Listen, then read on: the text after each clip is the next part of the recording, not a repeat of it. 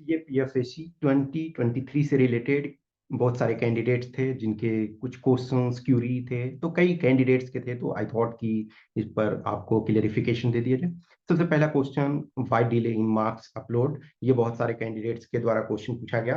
तो जो कुछ इन्फॉर्मेशन हमने कलेक्ट किया, जो इन्फॉर्मेशन कुछ मिला, उसके अनुसार एक है डिले का एक कारण ये है कि 4 कैंडिडेट्स के जो रिजल्ट है उसको ऑनरेबल दिल्ली हाई कोर्ट ने सील्ड इनवेलप में मांगा था। तो अभी यदि आप मार्क्स को पूरे अपलोड कर देते हो तो सबका मार्क्स क्लियर हो जाएगा।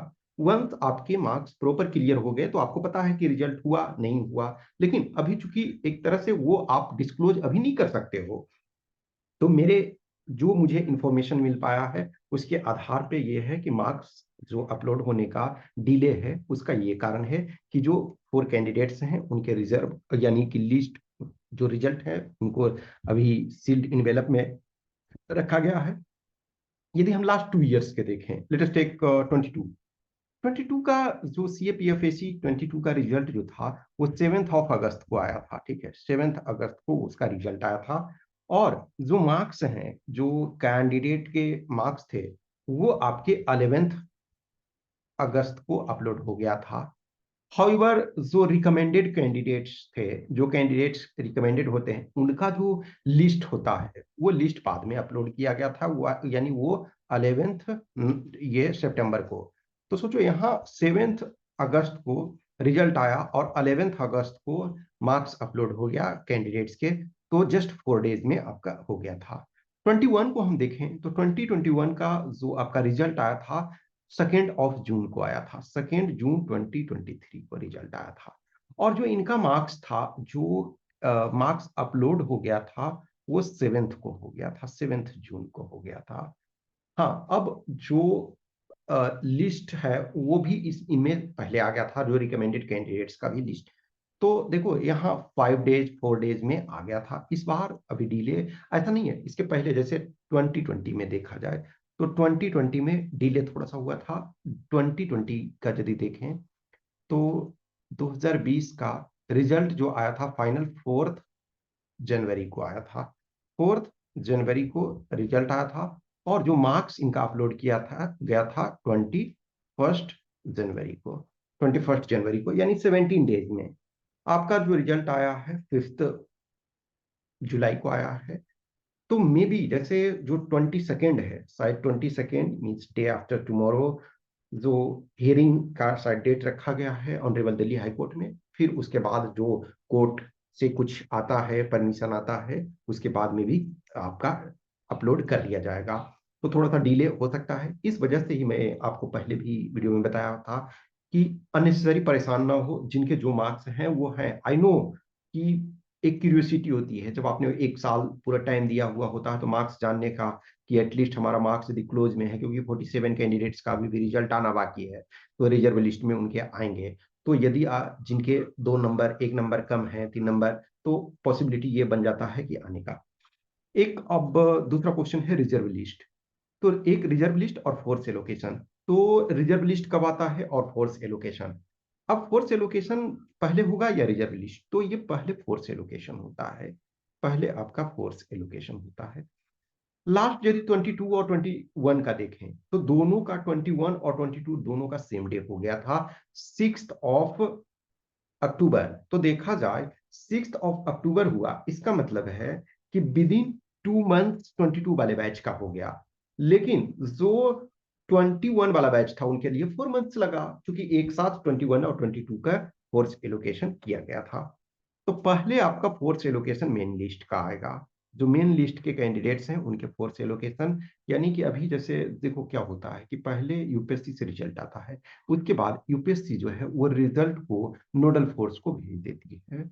जो भी डोजियर हैं, तो जो भी सारे कैंडिडेट्स के रिजल्ट हैं वो आपके नोडल फोर्स को भेज दिया जाता है। अब फिर नोडल फोर्स ना चेक करेगा, जिन कैंडिडेट्स के कुछ इश्यूज हैं उन कैंडिडेट्स को भेजा जाएगा, लेटर भेजा जाएगा, मेल भेजा जाएगा कि यस आपकी ये डिस्क्रिपेंसी है, उनको आप रिजोल्व करो। तो 21 वाले बैच में 4 मंथ्स लग गया था, 22 वाले बैच में 2 मंथ से कम आपका में हो गया था। तो स्टैंडर्ड में देखो कि 2 मंथ्स, 2.5 मंथ, 3 मंथ्स में ये हो जाता है। तो सब पहले आपका मेन लिस्ट का फोर्स एलोकेशन हो जाएगा। फोर्थ एलोकेशन होने के में भी आपका कभी कभी 1 सप्ताह में भी, कभी 10 दिन में, 15 दिन में, कभी 1 महीने लग सकते हैं। तो नॉर्मली आपका उसके बाद जो है रिजर्व लिस्ट आ जाएगा। तो अभी जो भी कैंडिडेट्स हो, आपका जो एग्जाम है 24 वाला, मार्क्स आ भी जाएगा, तब भी आप अभी फिलहाल कुछ नहीं कर सकते हो। हाँ, ये बस एडवांटेज होगा कि जिनका 1 नंबर, आधे नंबर, 2 नंबर से रह रहा है, उनके लिए एक पॉसिबिलिटी बन जाती है। वो भी सारे ग्रुप में नहीं, जनरल वाले कैंडिडेट के लिए फिर ज्यादा चांस रहता है। वैसे ही ओबीसी और ईडब्ल्यूएस वाले, इन तीनों में, एससी एसटी वाले में सीट्स कम रहेंगे, ठीक है ना।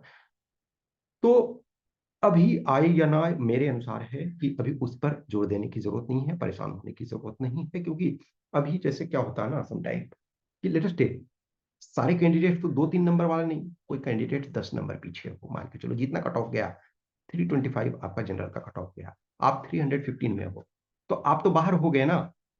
तो आप क्या है कि एक झटका लगता है, एक सदमा आता है। तो उससे बेटर है कि ठीक है, अभी जैसे आपका प्रिपरेशन, यदि आपके पास अटेम्प्ट है तो, अब अटेम्प्ट जिनके नहीं थे, नहीं है, उनके लिए तो कोई टेंशन ही नहीं है।